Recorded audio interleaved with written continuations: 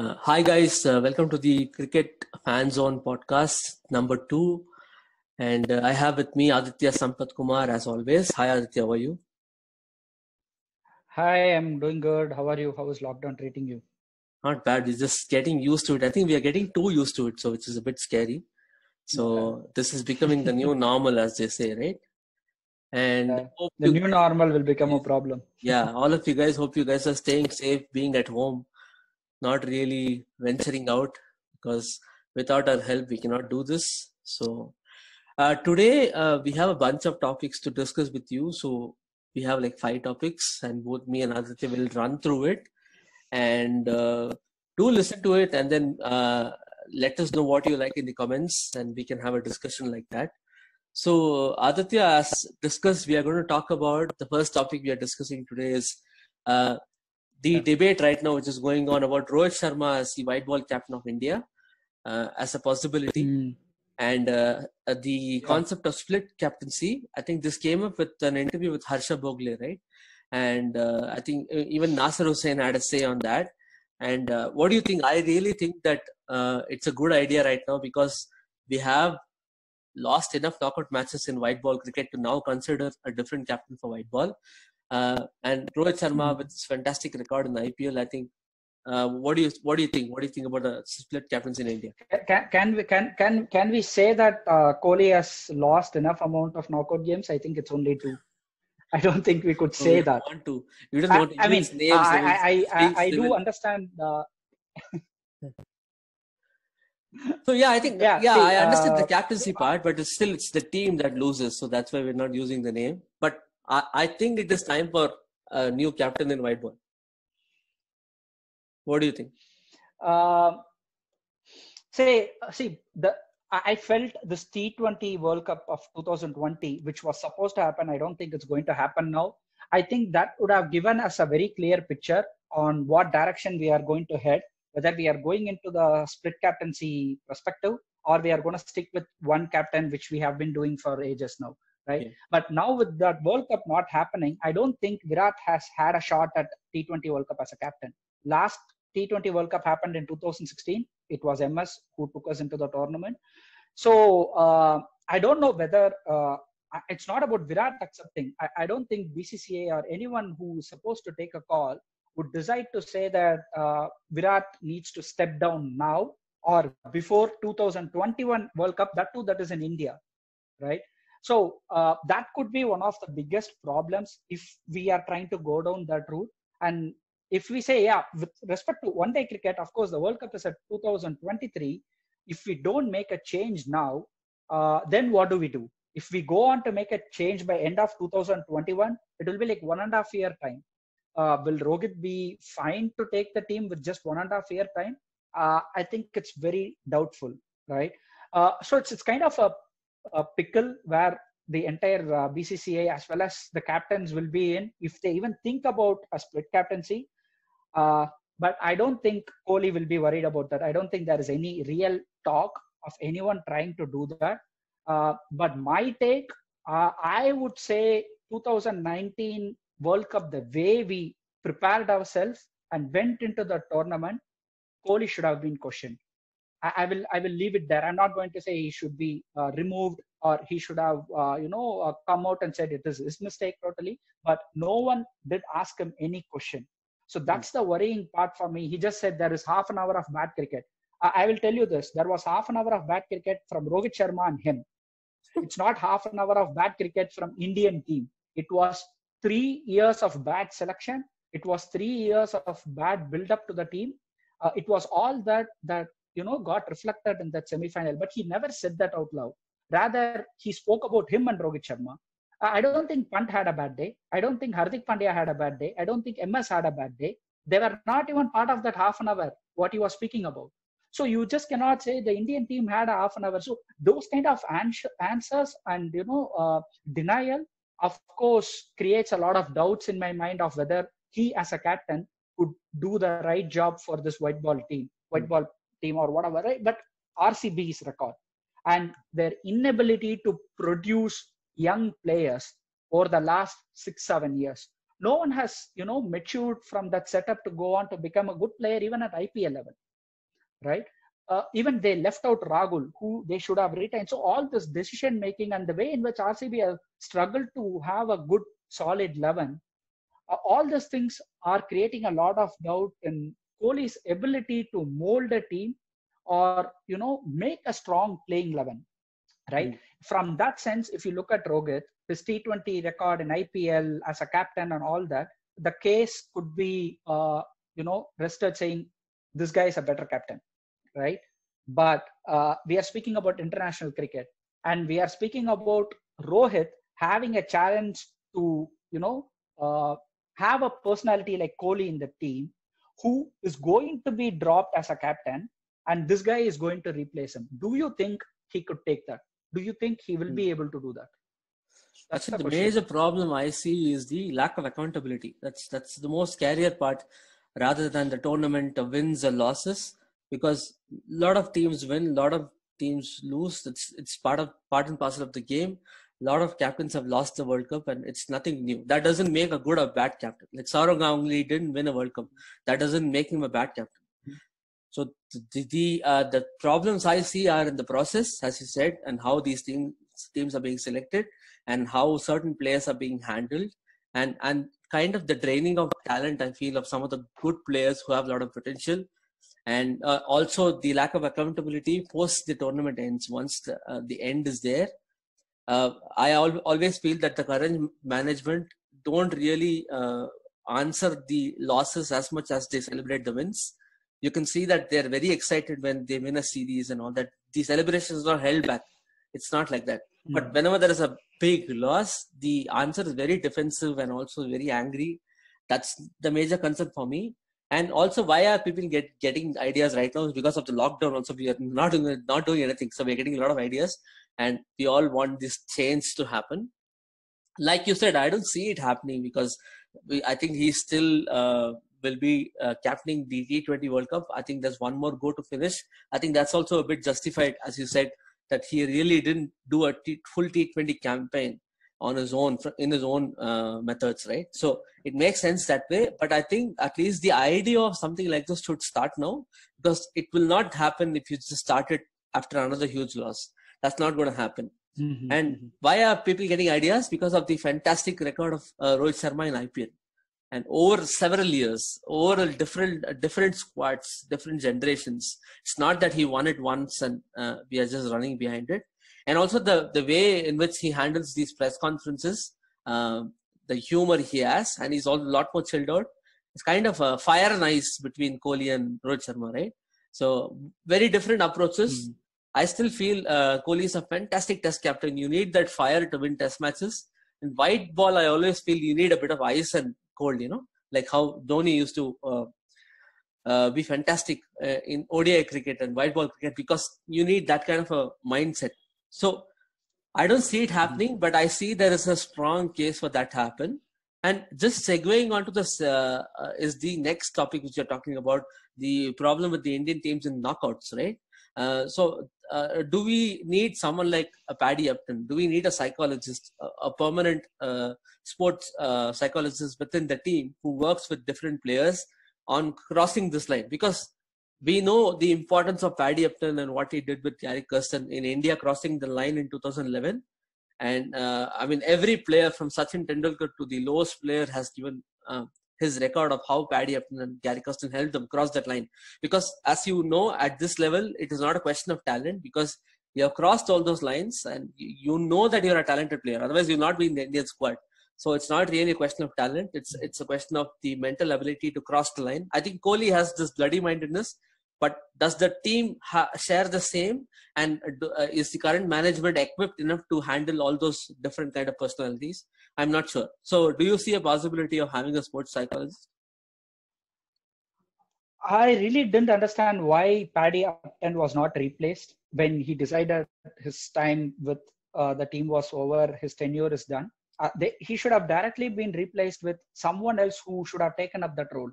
So did we think winning the 2011 World Cup was our only ambition for the century?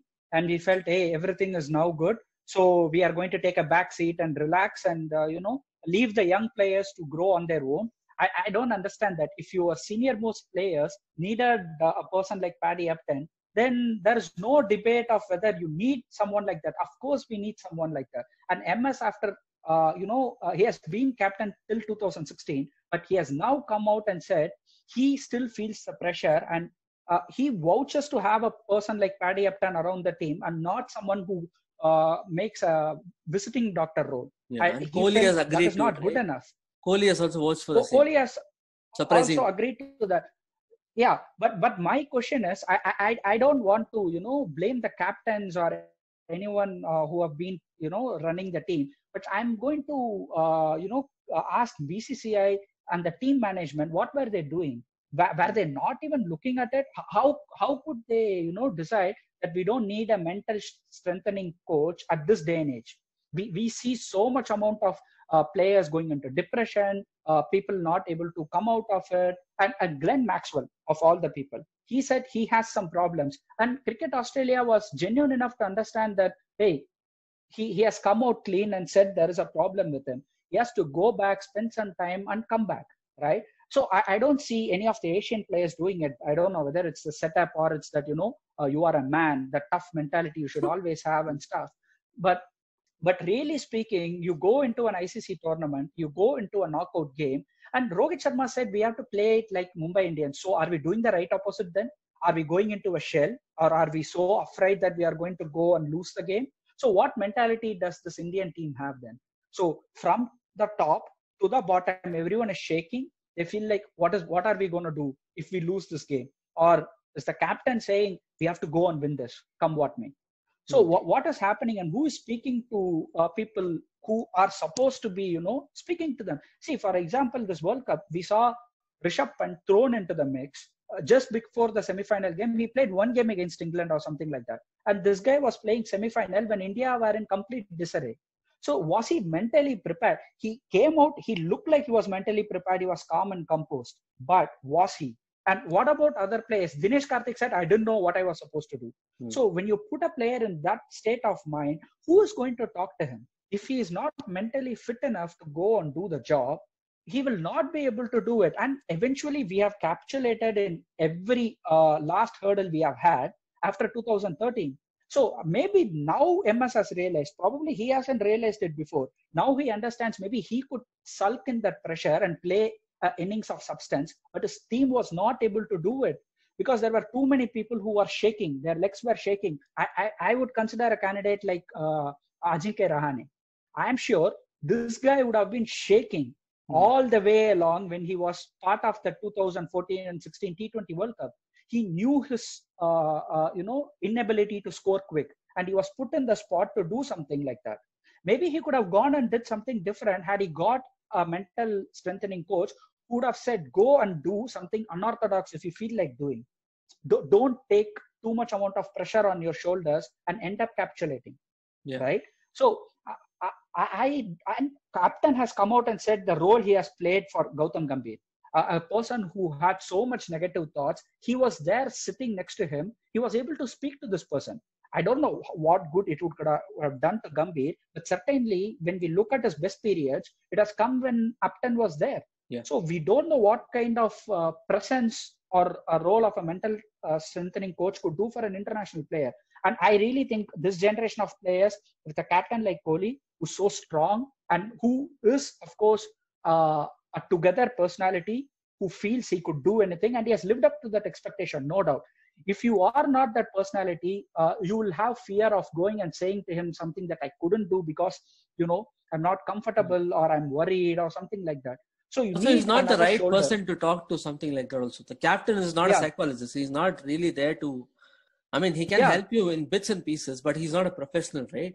And even if you see the 2011 team, right, which had like stalwarts, which had players who played cricket for 20 years, someone like Sachin, Sehwag, even a team with such a huge experience still had a psychologist, right? That tells you a lot about what needs to be done to make the transition. Because I think it's not a question of talent, right? When you play so well in the league and you literally dominate them, they didn't just win close wins. It was all dominating wins in the league stage. Something happens during semi-final and final. It is a clear indication that there is some mental block there, right? So having a psychologist will really help. And in certain players will not come out and say open up, and someone like Rahane, probably a person will not come out and say that I have a problem. So an introvert like him might not come out and say something like that. So you need that kind of a person who's, who acts like a bridge between the captain and the rest of the players, and who ensures that this kind of communication happens. So I really think a person like Paddy Upton is going to demand a good coach. He's going to demand a coach who could understand what work he is doing there. He is not going to take it light to say a person like Shastri, I don't know, if he comes out and says to the player after all the counseling this guy does to make him, so strong, he comes out and say, hey, don't worry about all these things. You know what? Just go out and do whatever you want. Chuck the India and just go. We can win this game.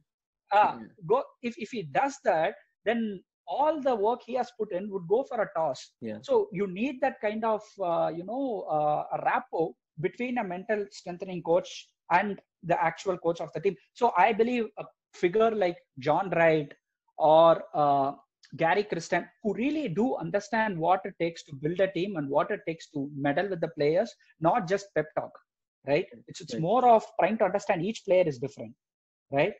So you need that setup to have this kind of a coach. I don't believe we have that for now. Let's see what happens there, because unless I think the coaching team changes, I don't see that happening also. It's not like you can't just plug in a psychologist and expect to change. Yuvraj questioned the ability of our current batting coach. He said, can he do that?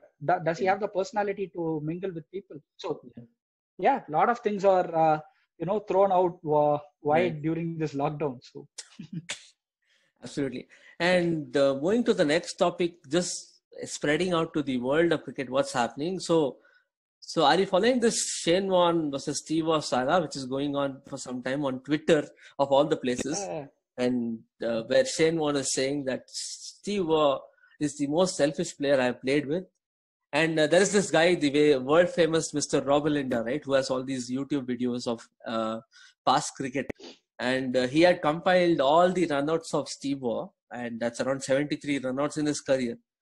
And he has compiled that into a single video. Shane Warne just retweets that and saying, Steve was the most selfish player I played with, and this is the example.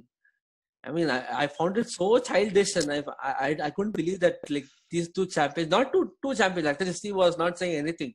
Like, Shane was indulging in some kind of a banter. It's not even a banter, it's slander actually, like this. And I think Warne is about to... I think he has signed a deal for some kind of a documentary in his life or something, right? I also feel that he's kind of promoting it with this kind of controversy. I mean, Shane Warne is always... What is Shane Warne without controversy, right? We have seen it all the while. Yeah. Genius with the ball, and then off-field you have all these antics. And Steve has come out with the typical Steve reply, like after 55 for 5, he'll do this defense to Ambrose, right? Just like that, he just said that that just shows himself, like Shane Warne, it just reflects on him. That's the one line which Steve gave, which is like, he just shut the case right there for me. What do you think? What do you think about this ex-captains? What do you think about the ex-players coming out and, slandering the ex-captain? Like, I'm not surprised about what Shane Warne did. Right? He's still acting like a brat in some way, right? Even though he has gone past a certain age where he shouldn't, he still feels that his personality fits in to do that. So he keeps doing it. I don't think it's just Steve Waugh. He said, I don't know whether it's a Headingley test in 2005 Ashes. He came out and said Ricky Ponting made one of the worst blunders. He thought he could do anything. He went ahead and said, we will bat first or bowl first or something like that, right? I don't know. 2005 Ashes is done. 15 years has gone past. And you still have something about it, and no one asked you whether Ponting was a good captain or a bad captain. And you need not throw all these things after you have won so many trophies with Ponting and with Steve Waugh. It's the same case, right? But I think this kind of a tussle between Steve Waugh and Shane Warne goes a long way. I think the background, right? Why this is being done? Yeah. The 1999, I think, versus West Indies, it was dropped for a test match, right? One test match. Yeah. And that still stung him, it seems. Like he still can't recover from it. I think this is not the first time he has to badmouth about Steve Waugh. He has done it a year before somewhere. He said the same thing. He said Steve Waugh is a selfish player. I've seen him play. I've seen him do things that the team never wanted, and all those things he has said You know part what he and said? parcel of his. He said Yeah. that Steve was a champion in drawing test matches, not winning test matches, drawing test matches. But he goes out and picks Steve Waugh in his all-time Australian 11. Man of contradiction, right? That's what I don't know. At times, maybe he just wanted to say something because he wants to be on the news. So he does that, or he's giving a preview for his documentary. He's saying, "Hey, people, expect the unexpected in my documentary. I'm going to throw a bunch of stuff. This is, this is like a highlight reel. Come ahead and watch my documentary." We know I he's don't got know. nothing good to say about Steve Waugh in the documentary right now. I can already predict that. But this is actually theme running in Australian cricket. Actually, it's not Shane Warne is not the first one to do this. If you see, even Ian Chappell, right? Whenever he talks about captains, Ian Chappell is the first word and last word of captaincy in Australia. So he always talks about him not rating Steve Waugh on some of the best captains, best Australian captains, because he cites the example of the India-Australia Kolkata Test match where Lakshman and Dravid took the game away from them, right? Throughout the day they batted and he ran out of answers. And he says the captain should never run out of answers, and he doesn't really rate Steve Waugh. I don't understand this. There is some theme, and Ian Chappell is very, he loves Shane Warne. He always feels that Shane Warne should have been a captain. So there is some link there. Or is it one of these territory fights, South Australia between New South Wales or whatever? That could be. That could be. I can see only that as the reason. See, if you say, if a captain has to do some kind of a magic with a wand in his hand, then 2003 World Cup, Ponting was scoring like anything in the final. Ganguly did not have answers. If you take the 2014-15, Steve Smith played as if he was playing in some kind of a pitch that does not even have anything against India. He kept scoring. Dhoni did not have an answer. 2018 series, Sam Curran played as if he was better than Alistair Cook. Kohli did not have an answer. So if we keep, targeting captains by looking at one series or looking at one particular match, then there is no captain who would have done everything right. So saying Steve was not good enough just because Dravid and Lakshman played innings of their life, it's a height of stupidity in many sense. It's like I have something against this captain. I don't have anything else to say. Don't call Ian Chappell a stupid man. He's my hero. So anyway, continue. I mean, I'm not saying that the way. Sorry, Mr. Chappell, if you're watching this video, I don't endorse that view, Mr. Ian Chappell. If you're watching this video, I don't endorse this. I'm not saying Chappell is stupid. I'm just saying that idea. If you label people like that idea is stupid, right? See, Steve Waugh maybe had the best team ever Australia could have had. And I would say in some ways, at some point of time, Ponting also had. But it's not just that you have the team, but you should earn their respect. I'm sure if Andrew Symonds was made captain of the team and not Ricky Ponting, hell would have broken. Right. Would have gone ahead and accepted. Right.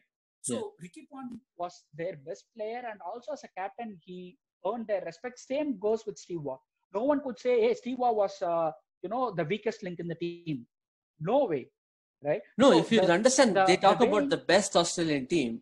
If it was so good, why was Steve Waugh always there firefighting for them, right? At number 5 and number 6, his whole career was made of firefighting for Australia. If the team was so damn good, then the use of Steve Waugh was like absolutely useless, right? Like you wouldn't have had a career like that. But then why did you require the captain to come and play so many things? Like you said, right?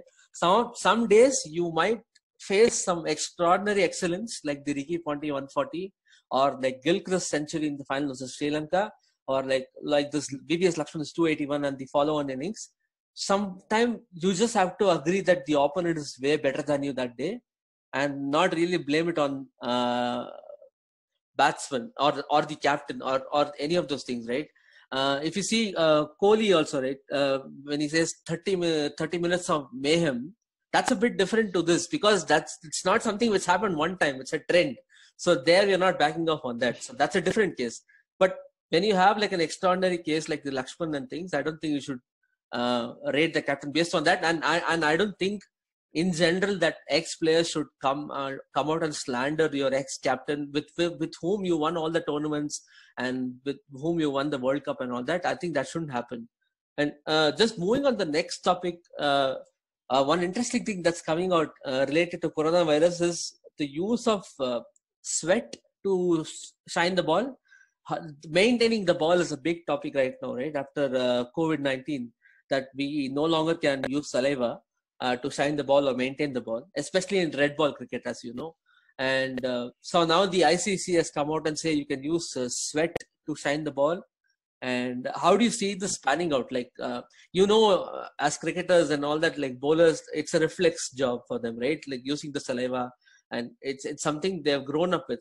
So how do you think the players are going to manage, and how do you think cricket is going to happen in a world of COVID-19?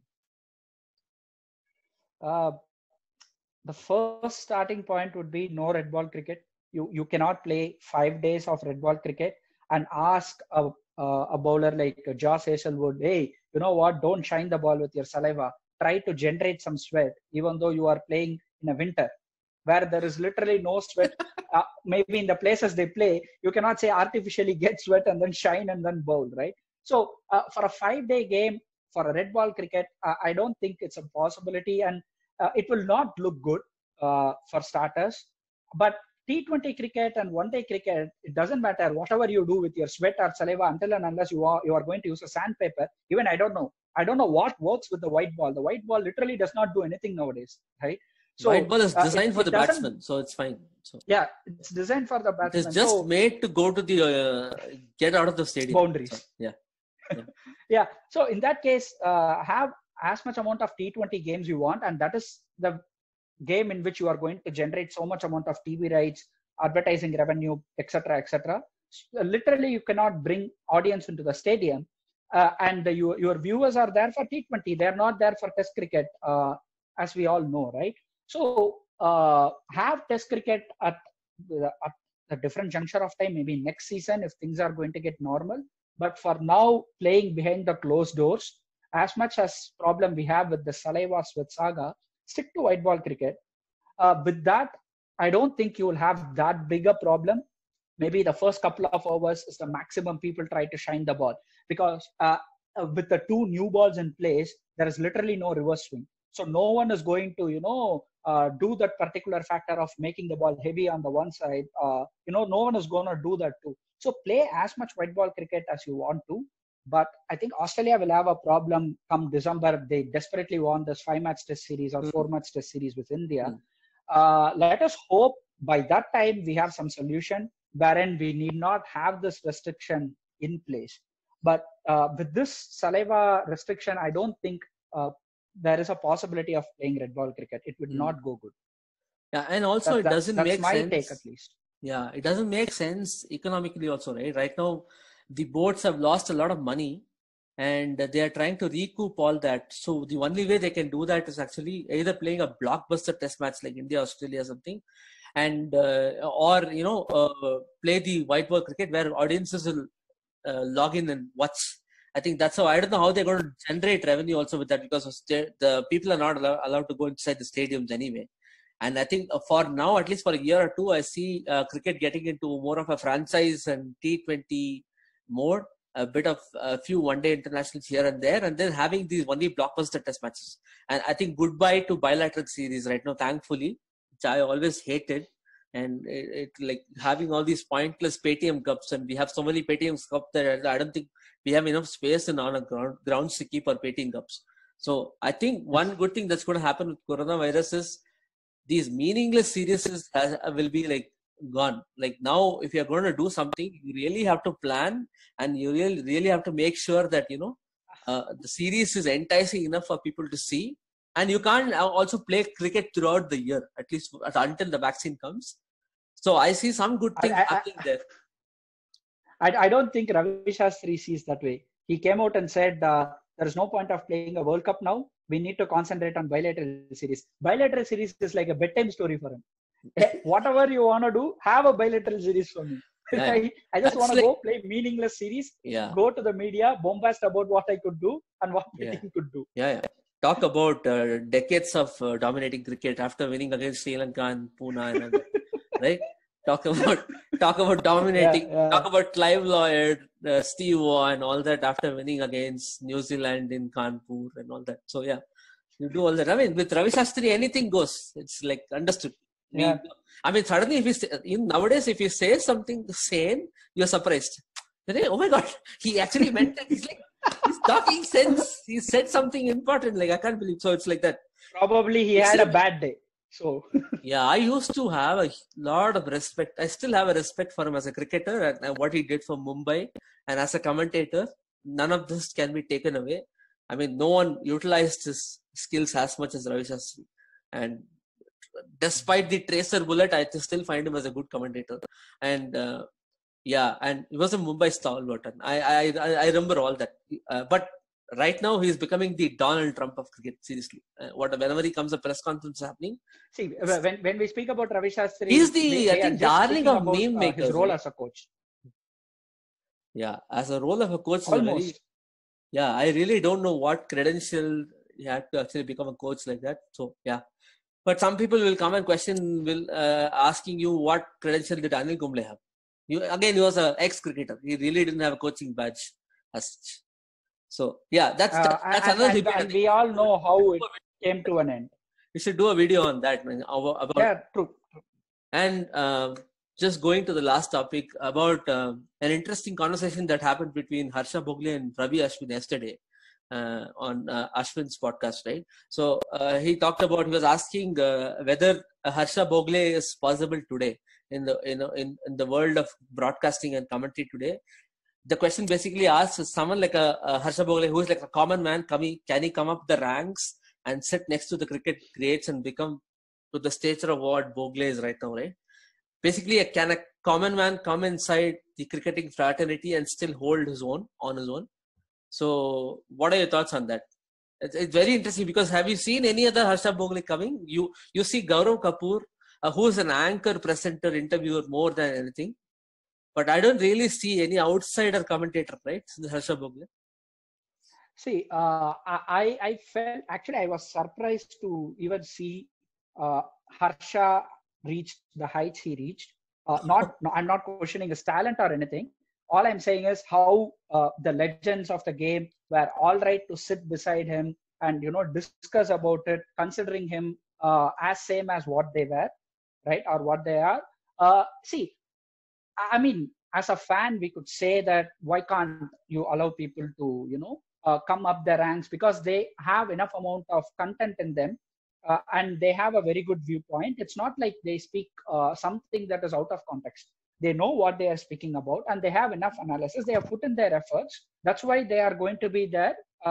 So what is your problem? But we also need to think from a perspective of a player who has played for, say, 15 years of international cricket. Say if you see a person who's outsider sitting next to him and questioning his thoughts, right? Let us say you take a person like Sunny Gavaskar, right? We all know how big a player he is, how big a personality he is in Indian cricket, right? If he goes on to say, you know what, I am completely in support of what is happening in BCCI, and with let us take this first topic of sticking to a single captain through and through. We should not have split captaincy, right?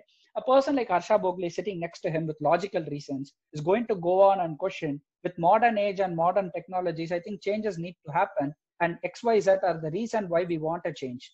I'm challenging you on this, and why we can't have it when ECB could do it, Cricket Australia could do it.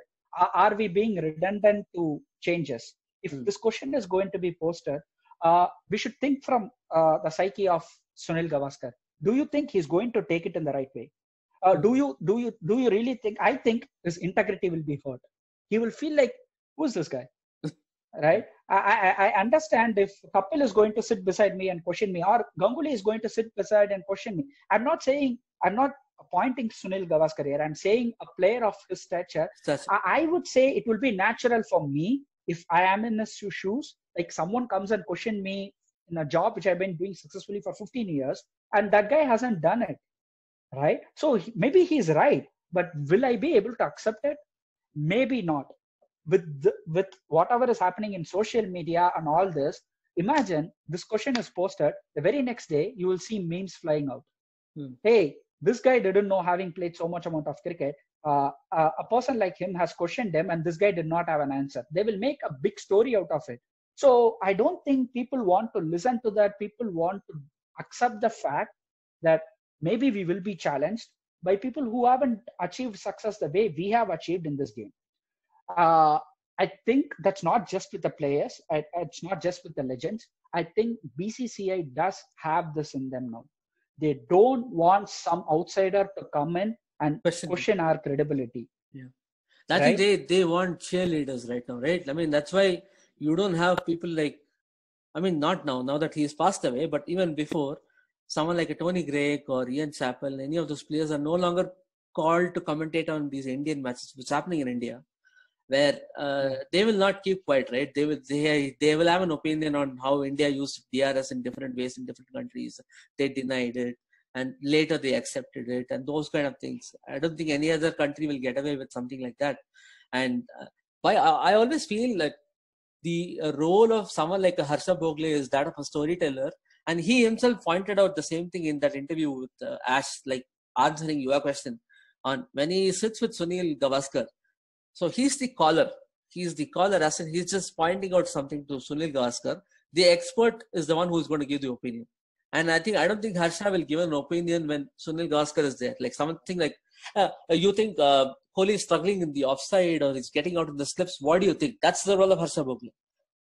Then Sunil Gavaskar comes out and says that, then he talks about the technical analysis of how Kohli plays, right? So I think when you reduce the role to like that, it makes sense. When you sit with an expert cricket commentator, I don't think someone like a Harsha Bhogle can come and say, his elbow is a bit angled. He has to actually drop down. He has to look at the line of the ball. He cannot do that. And he doesn't do that, to his credit. But why I feel one more thing why we don't have too many Harsha Bhogles right now is even from the audience, the love for storytelling, the love for listening to stories has gone down. People are not really interested in analysis as such. Like when someone like, there's always this example of Tony Cozier for West Indies, right? Tony Cozier was as important as Clive Lloyd or Vivian Richards for West Indies cricket to bring out the story of West Indies cricket to the world. When people wanted to understand why these bowlers are bowling so fast, why these batsmen are so fearless, Tony Cozier was the guy in the middle. I think around more than 50 years, he was the voice of West Indies cricket, right? And I also feel something like that with Harsha also. He was the fan's voice inside that room of experts. And if you tell me you don't need a fan's voice, then right now cricket is not going in the right direction. Then that means you either it's a double-edged sword. The fan doesn't have time for analysis, and the experts don't have time for fans' opinion inside the broadcast room. So are we like a dying breed? I would say yes. From the press conferences I have heard from any of the BCCI officials or from our own captain, they don't care about what is happening on the outside. Right? So we are outside. I don't know whether it is referring to the media. The door is shut. Yeah. The door is shut. They know what they are doing. Just they don't pay your ticket, get your Hotstar, and forget about it. Yeah, 3 hours of entertainment. That's what you are there for, right? So we are entertaining you. Come and come watch us. Don't tell us how to act or how to play, right? So maybe that is there, but I think if you have seen even Sanjay Manjrekar, at times he has taken the role of Harsha Bhogle, right? When big stalwarts are sitting there, he is also not the expert. Rather, he's a storyteller, right? So maybe now lot of ex-cricketers who are not up to that level as to be called as a legend or the best in their business at that point, at their point of time, they are taking the storyteller role. They feel like, hey, I cannot sit there and speak because maybe I don't have enough fans or people are not going to listen to me. Rather than an outsider coming and doing it, I know things better. I know how to ask questions. I know how to understand things better. So why can't I do the job?